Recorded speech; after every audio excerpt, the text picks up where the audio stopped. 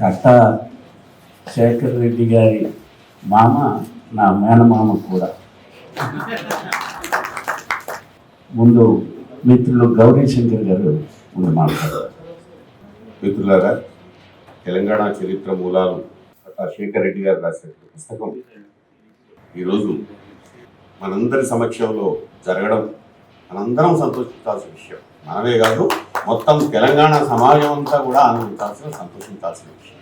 ఈ సభలో అధ్యక్షత వహించినటువంటి media academy chairman Srinivas Reddy గారు, ఆయన ఇప్పటికీ 2 సార్లు 3 సార్లు ఆంధ్రప్రదేశ్లో కూడా మీడియా అకాడమీ చైర్మన్, ఇప్పుడు మొదటి చైర్మన్. చాలా గొప్ప విషయం అది. కానీ ఈరోజు వచ్చినటువంటి 94 సంవత్సరాల యువకులు ఆయన చదువు కోసం శ్రీనివాసరెడ్డి గారిని 2 భుజాల మీద ఎత్తుకొని నిజాం కాలంలో సూర్యాపేట నుంచి నడుచుకుంటూ పోయి జగ్గయ్యపేటలో చేర్చి చదివించాడు.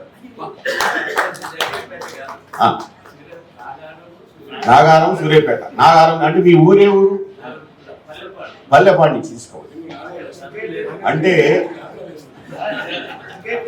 ఆయన అంటే ఒక వీటికి వచ్చింది మళ్ళీ ఆంధ్ర తెలంగాణ.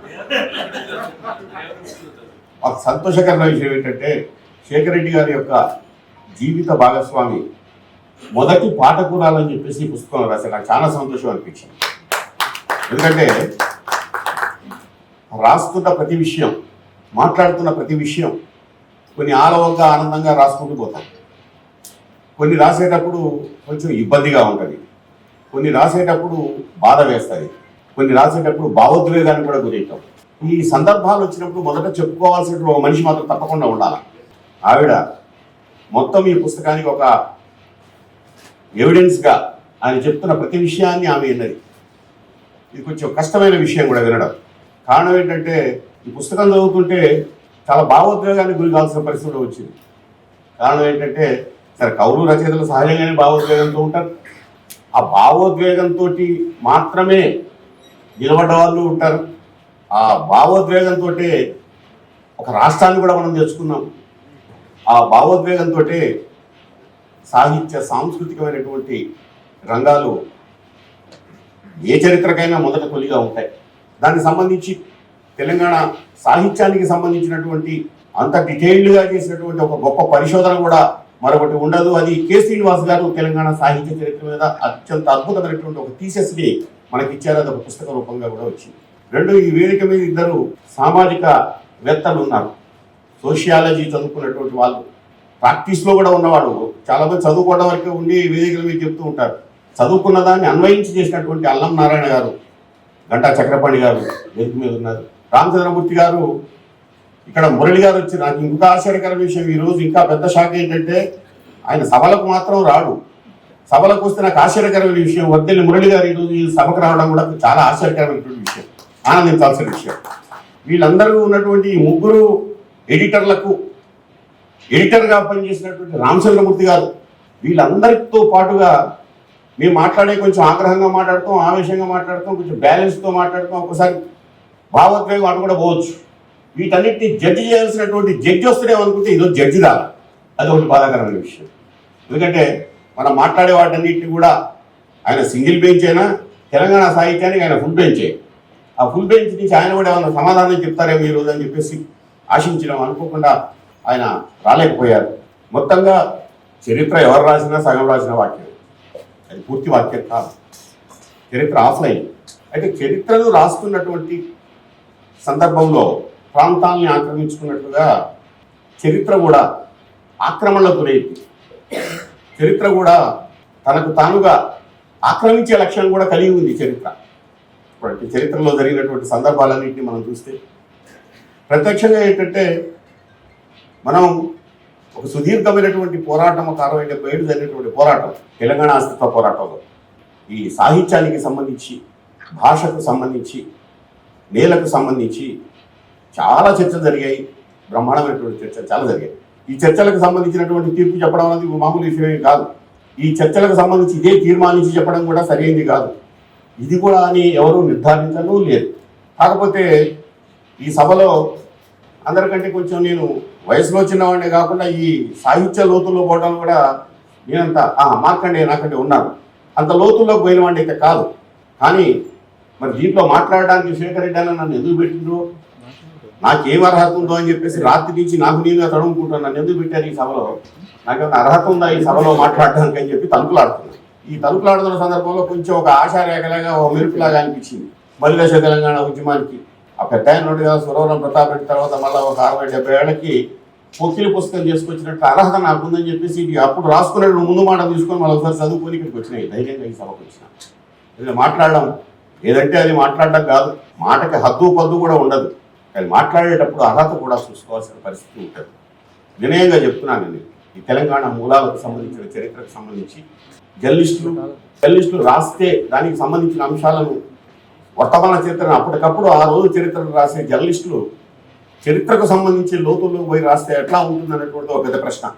శేఖర్ రెడ్డి అన్న అంటే నాకు ఇష్టమే, కానీ ఈ పుస్తకం చూసినాక మాత్రం ఆయన అయితే చాలా గౌరవం పెరిగింది. ఇంత పెద్ద పని మామూలు కాదు, 4-5 సంవత్సరాలు చాలా పెద్ద రీసెర్చ్ వర్క్ చేశారు.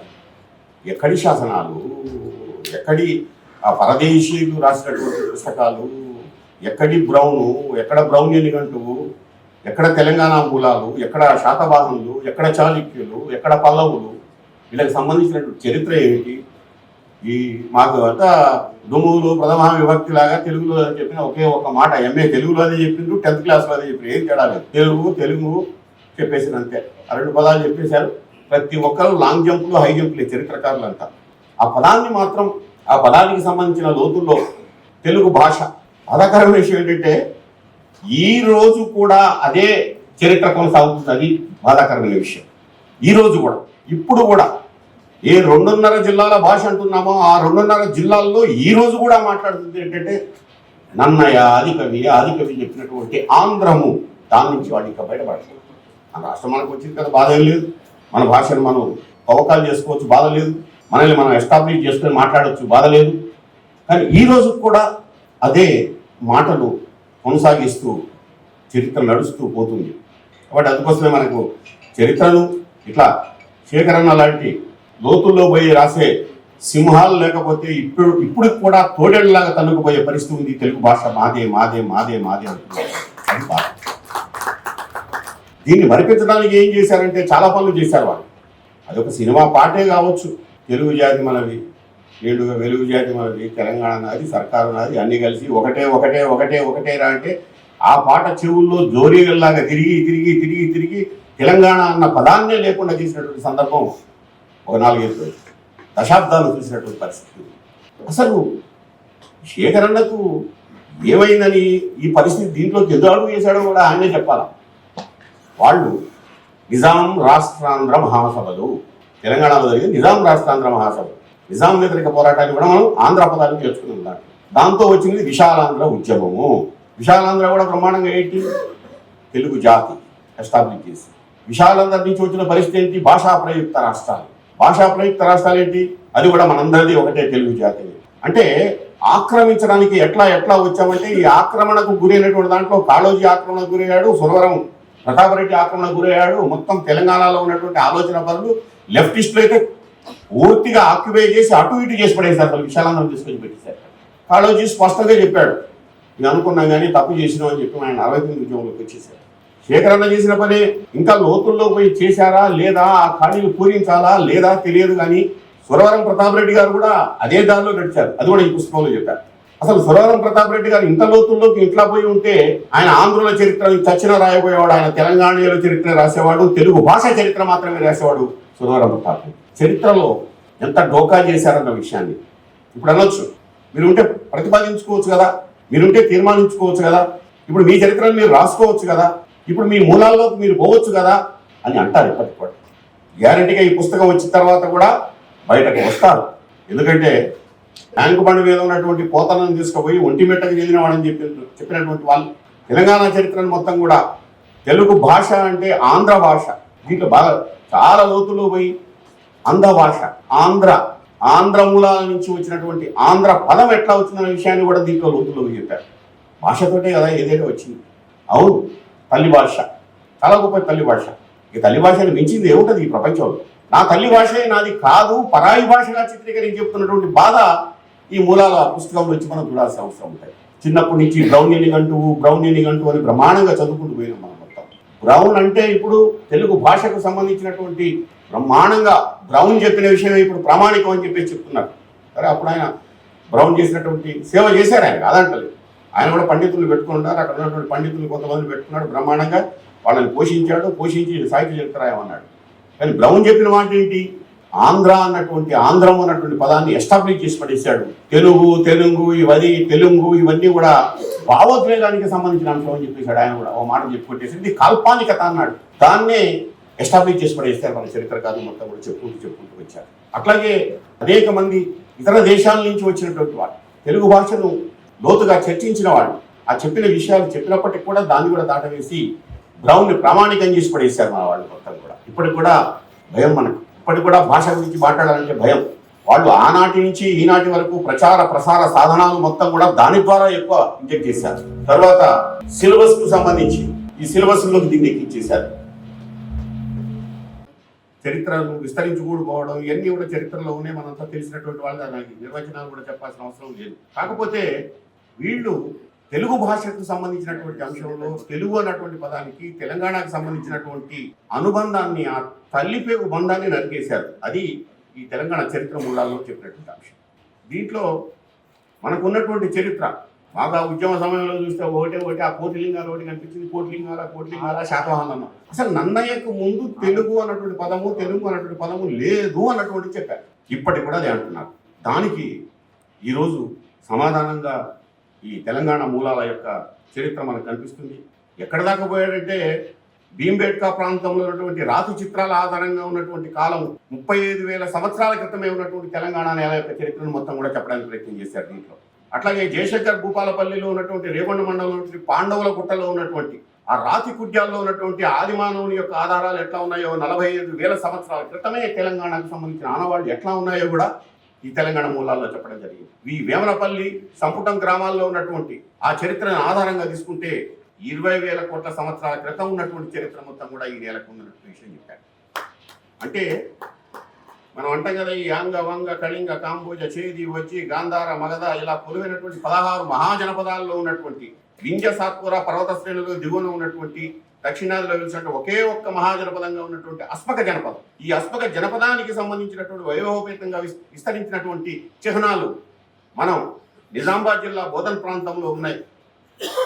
ఆ చరిత్రను కూడా వాళ్ళు కప్పేశారు. పంపన ఉన్నాడు అక్కడ, పంపన సమాధి కూడా అక్కడ ఉంది బోధనలో, అక్కడ ఉన్న ఆనవాళ్ళను కూడా చెప్పేశారు. అంటే మనకున్నటువంటి ఈ జైన బౌద్ధ మతాలను, అట్లాగే తెలంగాణలో మా చక్రపాణాలను ఎప్పుడు చెప్తున్న శైవం విస్తృతంగా విస్తరించినటువంటి శైవం, దీనికి సంబంధించిన అంశాలు, పాల్కురికి సోమనాథుడి దగ్గర నుంచి ఉన్నటువంటి తెలంగాణలో ఉన్నటువంటి చరిత్ర అంటూ ఆగమనే రైట్.